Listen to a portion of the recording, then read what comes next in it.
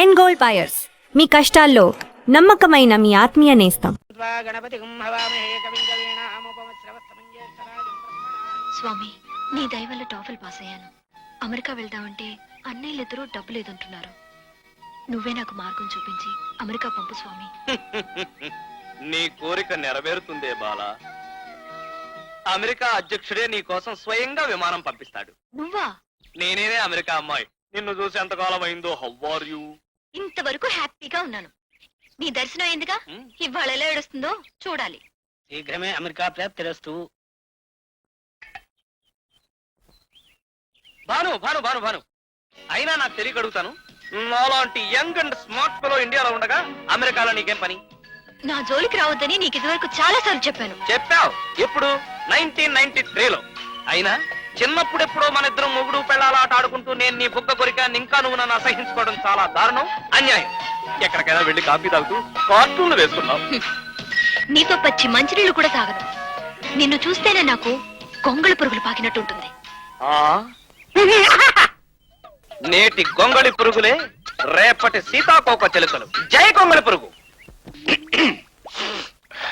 ఖైదీ సోదరులారా, సారీ, ఖైదీ సోదరులారా, మహాభారతం లాంటి పవిత్ర గ్రంథంలో మహానుభావుడు శకుని గారు శత్రువుల్ని సింపుల్ గా ఎలా ఫినిష్ చెయ్యాలి అనే దానికి ఒక ఫార్ములాని తయారు చేసి మన జాతికి అంకితం చేశాడు.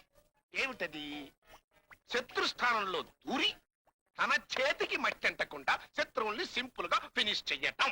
అవునండి, మరి అదే ఆ ఫార్ములాని మనం ఫాలో కాకపోబట్టే ఇవాళ మనం 1 to 7 కటకటాలు లెక్క పెట్టాల్సి వస్తుంది. అవును రే గడ్డపోడా, నువ్వెందుకు జైలుకి వచ్చావురా?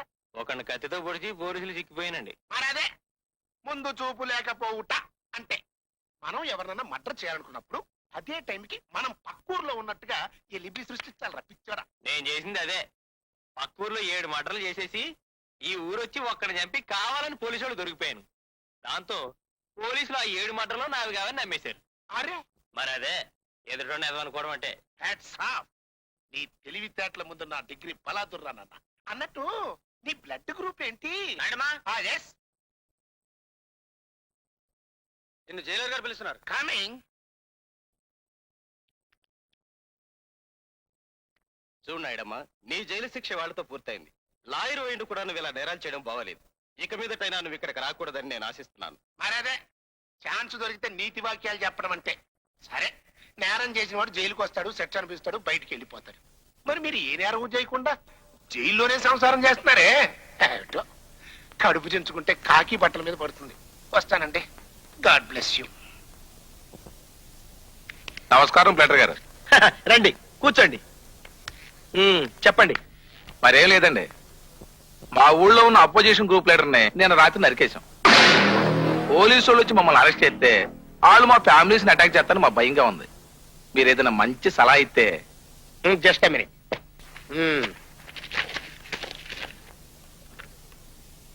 ఫ్యామిలీతో బంగ్లాదేశ్ వెళ్ళిపోండి.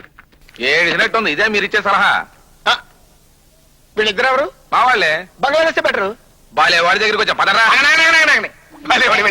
లాయర్ గారు ఊరికినే ఉత్తుక్కునే తమాస్కన్నారు. మీరే మీ గ్రూప్ లో ఒకరిని చంపేసి ఆ బాడీని తీసుకెళ్లి ఎక్స్పర్ట్ వాళ్ళ గుమ్మం ముందు పడేసి పోలీసు వాళ్ళకి చెప్పండి, వాళ్ళు మీతో పాటు జైలుకి వస్తారు. దాంతో మీ ఫ్యామిలీ సేఫ్. బాలే సలహా ఇచ్చారండి. ఇంతకీ మీరెవరు? నా గురించేనా? ఈ లాయర్ గారి గుమాస్తాని. అడ్వాన్స్ ఇవ్వండి. హాయ్. చూడండి బాబు, పని పూర్తి చేసుకొచ్చి మళ్ళీ కనపడతానండి. అలాగే. వస్తానండి. వెళ్ళండి. అదనరా. సింగపూర్ నుంచి ఎప్పుడు వచ్చావు? దిక్కులు చూస్తానంటే నిన్నే ఇవ్వాలి. ఉరిశిక్ష వేసుంటారు, దరిద్రం వదిలింది అనుకున్నాను. మళ్ళీ దాపురించావా? నేను నీకు అన్యాయం చేసిన మాట వాస్తవే.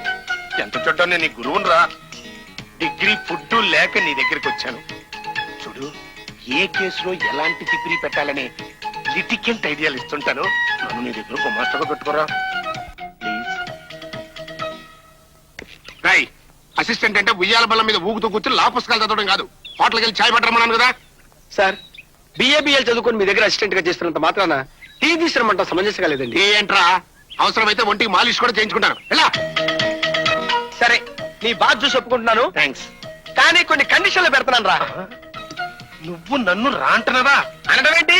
అనేశాను రా. ఆ? ఇదే నా మొదటి కండిషన్ రా. నేను ఏం చెప్పినా నువ్వు నోరు మూసుకొని పడి ఉండాలి రా. అర్థమైందిరా? పడుంటాను కానీ ప్రతి మాటకి నన్ను రా అంటాం అవసరం అంటావా? ఈ స్ట్రెస్సింగ్లే వద్దు, కాలుద్ది. సారీ, రెండో కండిషన్ ఏంటి సార్? కండిషన్ నెంబర్ 2, నీ తోడేలు మొహం చూస్తే అష్టదరిద్రాలు చుట్టుకుంటాయి. జన్మలో నీ ఫేస్ నాకు కనపడడానికి వీలేదు. ఒకవేళ నేనే నీకు కనపడవలసి వస్తే నీ పాపిష్టి మొహం నాకు కనపడకుండా సైడ్ అయిపోవాలి. ఏదైనా అర్జెంట్ మ్యాటర్ చెప్పవలసి వస్తే సార్ అని చేతులు కట్టుకుని వినయంగా చెప్పాలి. For every action there is opposite reaction అంటే ఇదే. నా దగ్గర నిన్ను గుమాస్తగా పెట్టుకుని ఇంత వాణి చేస్తే నన్ను రా అంటవే కాకుండా పిచ్చి పిచ్చి కండిషన్స్ పెడతావా? రేయ్, నీ తోలు ఒలిపిస్తా, మట్టి కనిపిస్తా, కైమా కొట్టి ఎక్స్పోర్ట్ చేస్తా. ఏయ్, ఏంట్రా రెచ్చిపోతున్నావు? అరే వీడు బయటికి లాగండి. సారీ సార్, కుళ్ళు మొత్తం అంతా బయటపడిపోయారు. ఇంకెప్పుడు ఇలా చేయను. ఇక నుంచి మీరు చెప్పినట్టే చేస్తానండి. No degree, no food. పొమ్మనకండి సార్. ఓకే, నీ job sanction. Thanks sir. Side side కాలుద్ది. ఏమిటి బాను, నువ్వు ఇంకా ముస్తాబ్ అవుతున్నావా? అవతల ట్యాక్స్ వాడు హార్న్ కొడుతున్నాడు. నేను రెడీ వదినా. పదమ్మా. అన్నయ్య ఇంకా రెడీ అయి ఉండడు. చూడు. ఏమిటయ్యా రాజుబాబు, నువ్వు ఇంకా రెడీ అవ్వలేదా? మనం వెళ్ళేది నీ పెళ్లి చూపులకే. అవుతున్నాను వదినా. ఈ షూ పట్టి చేస్తేగా సరిపోతుందని మోసం చేశాడు ఆ షాప్ వాడు. సరిపోయిందే నాయనా, నీదేం జాతకమో కానీరా, ఎప్పుడు నీ కావలసిన సైజు కంటే చిన్న సైజు పెద్ద సైజు దొరుకుతూ ఉంటుంది. అసలు ఈ సైజుల గురించి ఇటాలియన్ శాస్త్రవేత్త రాబర్ట్ గబోసిని ఏం చెప్పాడు తెలుసా? సైజును బట్టి సైజు కాకుండా సైజు కోసం సైజును సైజ్ చేస్తే సైజు కరెక్ట్ గా అన్నయ్య, అవుతుంది. నువ్వు ఇప్పుడు మొదలు పెట్టుకో, టైం లేదు. ఒరే చిన్నయ్య, నీకిచ్చే కట్నంలో 50% నా అమెరికా చదువుకి, అంటే ఆడబడుచు లాంఛనం, సరేనా? ఆడపడుచుని సంతోష పెట్టాలన్న విషయం వాళ్ళకి మాత్రం తెలియదా ఏమిటి? నీ సపోర్ట్ ఉంటే చాలు వదినా. నేను అమెరికా వెళ్ళడం ఖాయం. పదండి పదండి, టైం అవుతుంది. అమ్మాయి చాలా బాగుంటుందినా. చిన్నన్నయ్య లక్కీ ఛాన్స్ కొట్టేశాడు. అన్నయ్య, అమ్మాయిని ఏమైనా అడుగు. పెళ్లి చూపుల్లో ఏదో ఒకటి అడగాలట. అలాగా? అయితే సరే. వెళ్తా. నిన్న మన బాస్ నీ లీవ్ శాంక్షన్ చేయలేదట, తెలిసిందా? అవును, పొద్దున ఆఫీస్ కి ఫోన్ చేస్తే చెప్పారు. మన ఇద్దరం చెరో సెక్షన్ మారితే తప్ప ఇద్దరికి ఒకేసారి లీవ్ దొరకడం కష్టం అనుకుంటాను. అదేంటి, అన్నయ్య లలిత ఒకే ఆఫీస్ లో పనిచేస్తున్నారా? అందుకేగా వీళ్ళ లవ్ మ్యారేజ్ దాకా వచ్చింది. మై గాడ్, నాకు తెలియకుండా ఇంట్లో ఇన్ని కుట్రలా. మిగతా విషయాలు ఏమైనా ఉంటే ఇప్పుడే ఓ మాట అనేసుకుంటే బాగుంటుందేమో. తప్పకుండా. ఆడపడుచు కట్నం 1,00,000 రూపాయలు అడగమను. వాళ్ళిద్దరూ ఒకరికొకరు నచ్చారు. అమ్మాయి అబ్బాయికి, అబ్బాయి అమ్మాయికి. ఇక మధ్యలో మనం మాట్లాడుకునేవాడు చెప్పండి. అసలు బేసికల్ గా marriages are made in heaven. స్వర్గంలో నిర్ణయిస్తారట. మధ్యలో మనం చేసేది మీరేం ఆలోచించకండి. ముహూర్తాలు పెట్టించండి. పెళ్లి ఖర్చులు మాత్రం ఇవే. తప్పకుండా రేపే పంతులు గారి దగ్గరికి వెళ్ళి ముహూర్తాలు పెట్టించుకొస్తాను. సార్ అర్జెంట్ గా రమ్మని కబురు చేశారట. ఏమయ్యా, నెల రోజుల్లో ఉద్యోగం వస్తుందని అబద్ధం చెప్పి 2,000 రూపాయలు అప్పు తీసుకుని 6 నెలలు అయింది. పైగా మా వాళ్ళు మీ గ్యారెంటీదారులు ఇంటికి వెళ్తే తంతామని బెదిరించారటగా. వాళ్ళొత్త ఈడియట్స్ సార్. తంతామని బెదిరించడం ఏమిటి? తన్నమని చెప్పాను కదా. ఐడియా సార్, మీరు ఇచ్చిన 2,000లో మొదటి సగం మీరు మర్చిపోండి, ఆ రెండో సగం నేను మర్చిపోతా. అతి తెలివి చూపించకు. అంతకంటే మంచి ఐడియా సార్. ఇప్పుడు ఫ్రెష్ గా 3,000 లోన్ ఇవ్వండి. పాత బాకీ 2,000 కట్ చేసుకోగా ఆ మిగిలిన 1,000 పెట్టి నేను కలకట్టాకి ఇంటర్వ్యూకి వెళ్ళొస్తాను. ఇది ఎలా ఉంది సార్? చాలా బాగుంది. Thank you sir. ఒక్క పైసా కూడా ఇవ్వను. Good morning sir. Good morning. రామరా, కూర్చో. నువ్వు అమెరికా వెళ్ళడానికి 2 లక్షల్లోనూ శాంక్షన్ అయింది. అయితే అంత వాల్యూ గల ఆస్తి ఏదైనా గ్యారంటీగా ఇవ్వాలి. సీతాఫల్ మండిలో మాకు ఓన్ హౌస్ ఉంది సార్, అది గ్యారంటీ ఇస్తాం.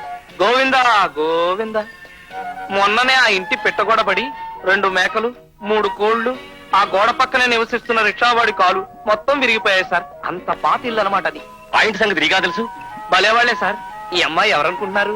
మా బంధువుల పిల్లే, కాకపోతే కొంచెం స్క్రూలు.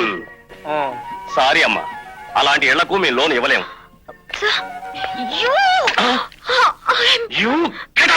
Sorry sir.